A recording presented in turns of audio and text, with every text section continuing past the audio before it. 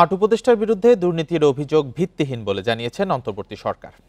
শনিবার রাতে মন্ত্রিপরিষদ সচিব শেখ আব্দুর রশিদ এক বিবৃতিতে এই কথা জানান।